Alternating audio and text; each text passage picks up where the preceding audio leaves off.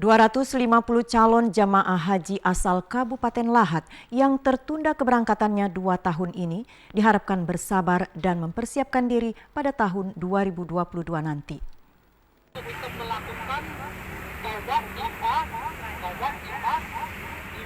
Salah seorang calon jamaah haji asal Kabupaten Lahat, Siti Mutmainnah, mengaku sedih karena pelaksanaan ibadah haji tahun ini kembali ditunda. Namun demikian, dirinya memaklumi dibatalkannya keberangkatan jamaah haji pada tahun ini.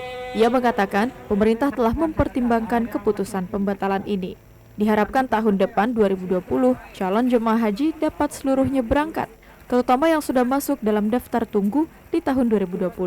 Iya, baru mau mendaftar haji tahun ini. Ya, harapan kami mudah-mudahan untuk kedepannya mudah-mudahan corona ini segera berlalu, biar kita keberangkatan haji ini tidak ditunda kembali, nanti lebih lancar, sehat.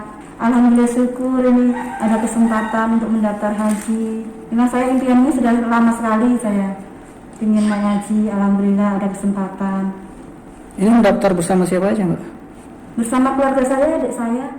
Kepala Kantor Kemenak Lahat, Haji Rusidi Ja'far berharap jemaah haji asal Kabupaten Lahat memaklumi pembatalan keberangkatan ini dan terus berdoa sehingga niat baik untuk beribadah haji bisa tersampaikan di tahun berikutnya. Jemaah haji Lahat, Sumatera Selatan khususnya yang sudah seharusnya berangkat di 2020 lalu tertunda lagi di 2021 ini, tentu dengan adanya kebijakan penundaan ini harap bersabar, tabah dan tawakal. Mudah-mudahan semua ada hikmahnya dan Allah akan memberikan ganjaran yang terbaik atas kesabaran dan ketawakalan kita atas musibah dunia yang melanda kita ini, dan akhirnya jamaah haji kita tahun ini belum bisa diberangkatkan.